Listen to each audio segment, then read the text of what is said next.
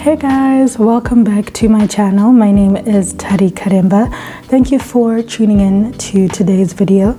If you're returning, welcome back. If you are new, welcome to the channel. Please can you remember to comment, like and subscribe.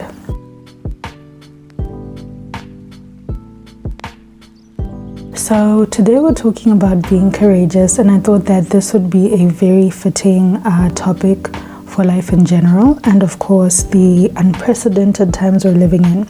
So first of all, let us look at what it means to be courageous.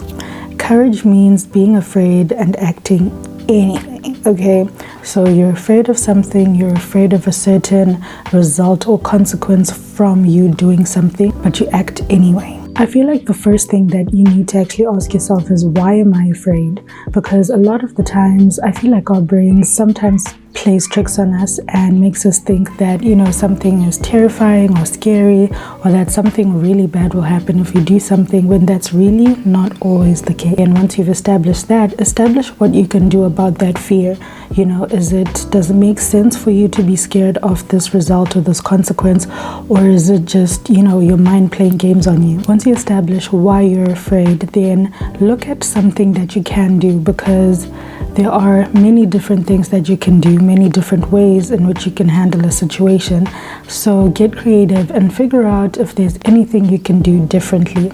Another very important thing that you need to do is to get into the habit of asking yourself what you stand for, because I find that a lot of the time, if you know what you stand for and what matters to you, the fear becomes less important, because you know your why, you know why you're doing something, you know why it's important for you to do something. So that kind of takes away the fear sometimes. So ask yourself, what do I stand for? What do I believe in?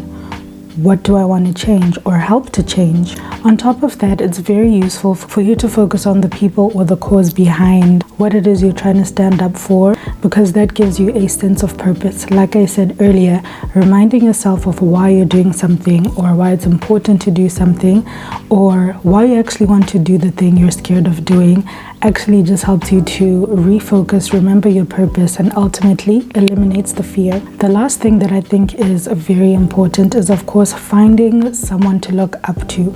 So obviously humans are flawed, no one is perfect, but there are certain people that we can look up to, see how they did it, how they found courage, things that they, you know, used to help themselves to be courageous and act.